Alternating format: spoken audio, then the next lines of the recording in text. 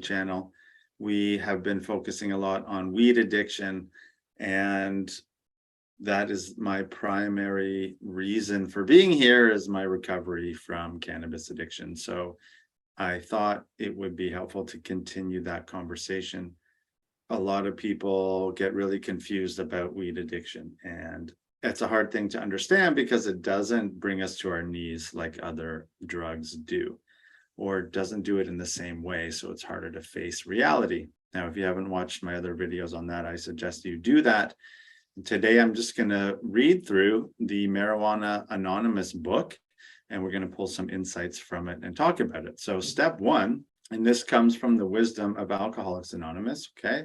Step one is we admitted we were powerless over marijuana, that our lives had become unmanageable. So powerless does not mean you don't have power as a human being. Powerless means you cannot control your using, right? You say you're not going to get high today. By 5 p.m., you're getting high. You say you're going to do something to contribute to your education or your work or your relationships, but you just end up getting high. That's what is meant by powerlessness. People fight this idea so much because they think it means the death of their ego or something like that. They think it means that they're not capable of doing anything. And that's not what it means. That's just more ego talking.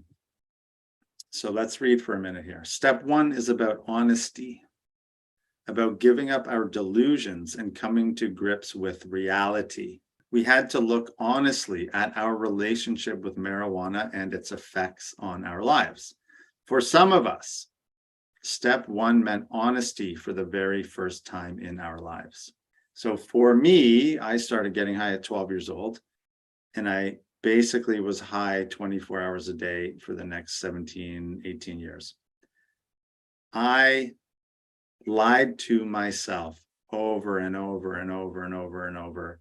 And for me, shattering that lying pattern or coming to grips with the fact that I was delusional and that I needed to be honest was a very difficult thing to do. And so that's what we need to learn to do. For some of us, step one meant honesty for the very first time in our lives. I knew I was an addict. I knew I had problems, but I couldn't surrender to this idea and let go. And so that's a big part of what we're trying to do here.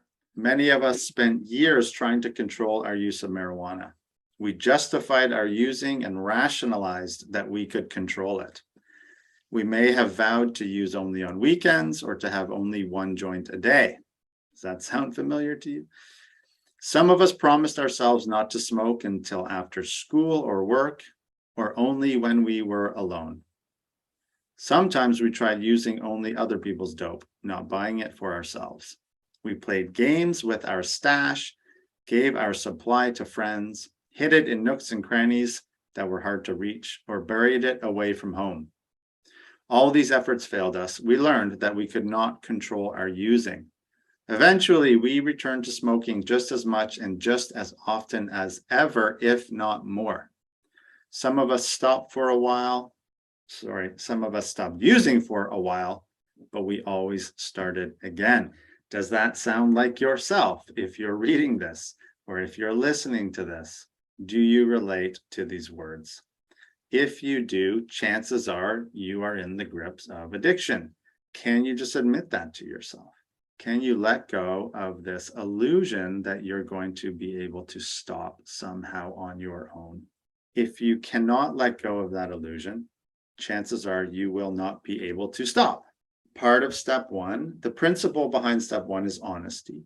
Okay, so can I be honest that I'm an addict and I cannot control my using and I cannot do it by myself and that I need help? If you can do that, you have a chance. You have to admit to yourself and surrender to this idea that you can do this on your own and that perhaps you're not an addict. So that is my suggestion to you, is to just let go of this illusion that you can control it, surrender to the fact that you need help. And if you can do that, you have a chance. We were living the illusion of control, thinking we could control not only our using, but also other people, places, and things. We spent a great deal of energy blaming others for our problems. One of the biggest indications of addicts, okay, and of really unhealthy behavior is that you blame everybody else for your problems. So we need to stop doing that. And if you can recognize that that's what you're doing, that's great. You're on the right path. Okay. We held on to the fallacy of control. Most of us had long insisted that marijuana was not even addictive. After all, it was just a natural herb which grew in many of our gardens. Our lives may have been a little frazzled, a bit out of kilter, but were they really unmanageable? Many of us didn't lose our jobs. Our families hadn't deserted us. Our lives didn't seem to be total disasters. We were living the fantasy of functionality. That part there is so important because so many people that are addicted to weed just continue lying to themselves and bullshitting themselves because they say they're not as bad as other addicts. Oh, I still have a job. I can still go to work. I'm not a homeless person on the street, right? These are all the lies and the delusional things we say to ourselves to allow us to keep using. And this, we were living the fantasy of functionality is amazing. Okay, I'm going to keep going. Some of us had hoped that people in recovery could teach us to control our using so we could enjoy it again. But we found otherwise. Some of us hung on to the delusion that someday we could use marijuana in a moderate and controlled way. A lot of people want to somehow figure out how they can keep using, or just not as much. There's a great book out recently called Dopamine Nation by Dr. Anna Lemke. And she outlines very clearly the neuroscience of addiction. And in order to recover, right, or to understand whether or not you can control your using, you need an extended period of abstinence. And then you can experiment with trying to use in a controlled way. Now, most people, if you're watching this video and you're relating to some of these things, chances are moderate use is not an option for you. But for those people who aren't sure, you need to stay sober for a month or so. That's what the neuroscience says, 2 weeks at least, but a month is best. Then if you want to try using in a controlled way after that, go ahead and try, see if that works for you. If not, I'll see you back on this channel in these videos. Okay, to read on.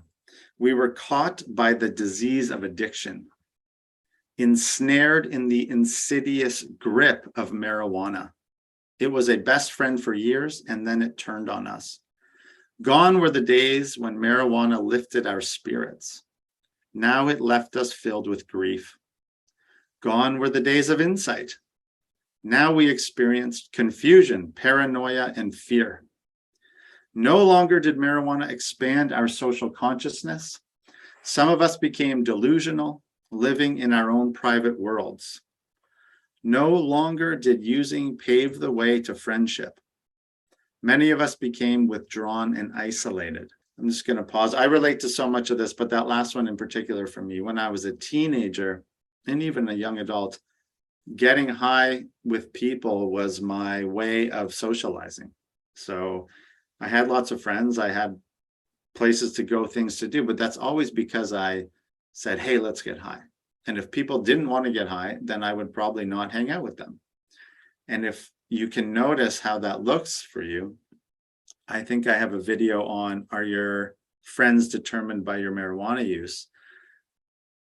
That's a big one, right? We manipulate our world to allow us to keep getting high and to pretend that things aren't a problem. Okay, we were too frightened, detached, and lethargic to reach out for friendship, intimacy, or love. Our need to get and stay high determined how we spent our time and with whom. Our emotional lives had become flat or frantic. We were uncomfortable with our emotions and sometimes frightened by them, or frightened of them, excuse me. We realized we were beaten many times, but couldn't stop. Sooner or later, the spiritual, mental, emotional, and physical disease overcame us. bringing us to the depths of despair and hopelessness. In Marijuana Anonymous, we discovered the reality of powerlessness. Surrender outweighs the illusion of control and becomes our only option for recovery.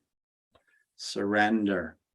This idea of surrender is a spiritual idea, you could say, or a wisdom idea that is shared across cultures, across religions, across spiritual practices. Really, what this means is surrendering to our ego, surrendering to this part of our brain that thinks it can control things. And when you can just let go of that, there's tremendous relief and freedom. And really, the only way you can get relief and have a sense of freedom and serenity is to surrender here. We were powerless over marijuana in all its forms. Okay. Until we admitted our powerlessness, denial kept us from realizing how unmanageable our lives had become. Going to read a little acronym here for denial. Don't even notice I am lying. It's a great one. Okay, so our visions of achievement and our desires of being wise, loving, compassionate, or valued had remained mostly dreams. When I got high all the time, I would say, oh, I'll just go back to university later. I'll go get a job another day. Oh, all this pain and shame and fear and guilt that I'm stuffing or numbing with getting high all the time, I'll deal with that another day. But of course, you know that day never, ever comes. It only comes the day you surrender and admit to yourself you're an addict and that you can't live like this anymore. Then you have a chance for freedom. There's a great saying in recovery, sobriety brings all the things that drugs and alcohol promised. It's a wonderful saying.